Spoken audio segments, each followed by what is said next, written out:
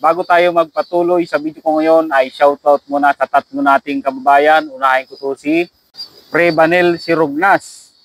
Pa-shoutout po sir, waiting pa rin ng employer. KLT21 third batch passer po. Sana pala rin na susunod na massive selection from Cebu. Pangalawa ay si Binjan Vlog. Pa-shoutout po kabayan sa next video mo. Waiting pa rin ng employer KLT22. At pangatlo ay si Kim Sinyan de la Cruz. Pa-shoutout ko, shoutout sa iyo kabayan. Ang video ko ngayon ay tungkol dun sa isang kababayan natin na nagtanong na paano daw ba makakapasok ng mabilis sa registration kasi ang registration ay next week na. Tinanong ko yung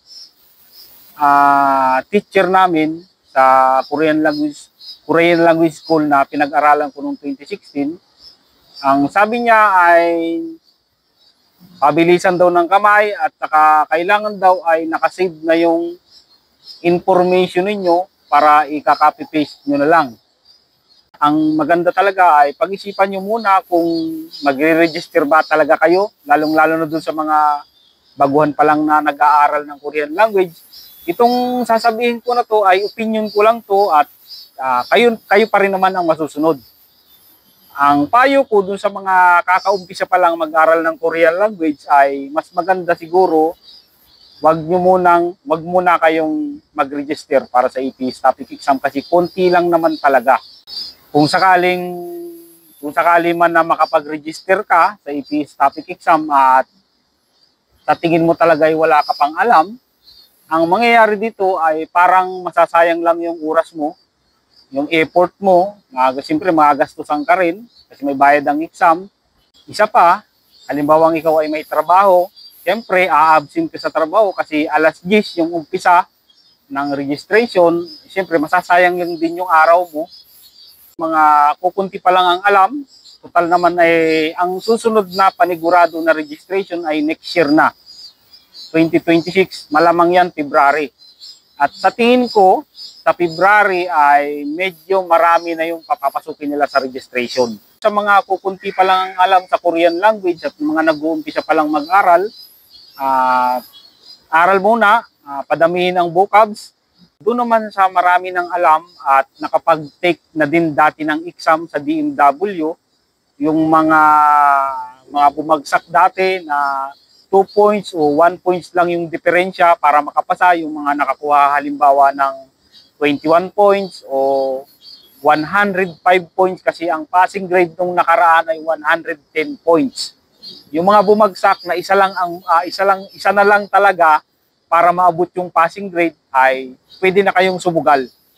Pwede na kayong mag-try mag-register ulit ngayong August 25 para sa APS topic exam. Good luck sa mga mag-register next week, August 25.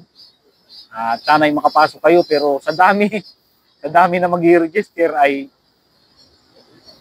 kukunti lang talaga yung makakapasok sa registration at 2.5 nga lang. Okay.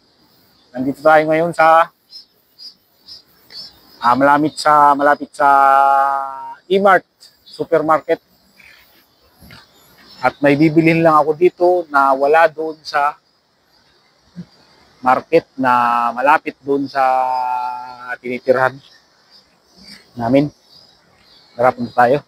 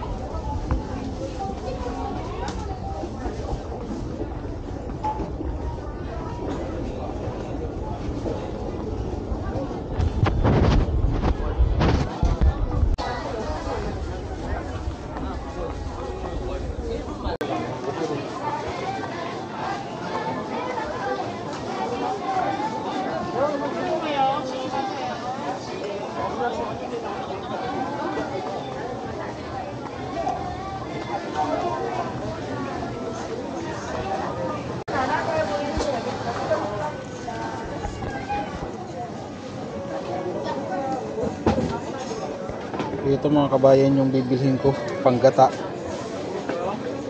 Ito yung coconut milk galing sa Thailand. Thailand nga ba? At magagata ako ng isda. Adobo sa gata.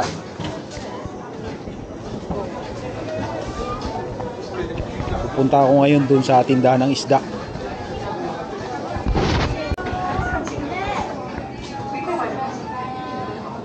얘는 30% 하는 거고 얘는 행사가 잡힌 거고 원래 이거 인건비 받아야 되고 인건비 1,000원 차이야.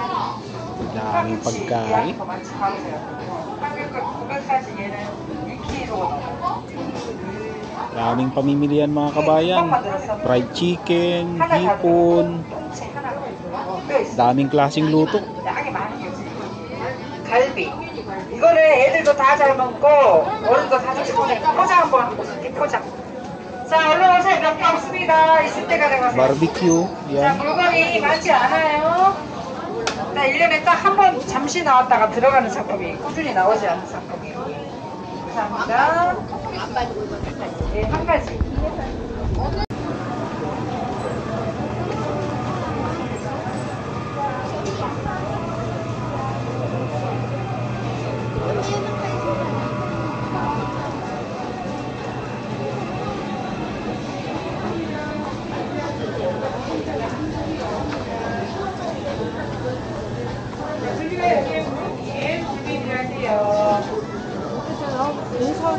이게 또 내일 하루 지나고 너무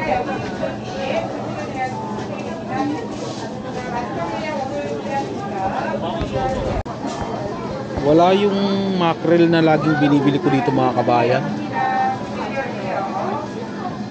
At ito naman, hindi na masyadong sariwa. Ito na lang mga kabayan yung bibilhin ko. Masarap din naman to eh. Ito. Ito na lang yung magataan.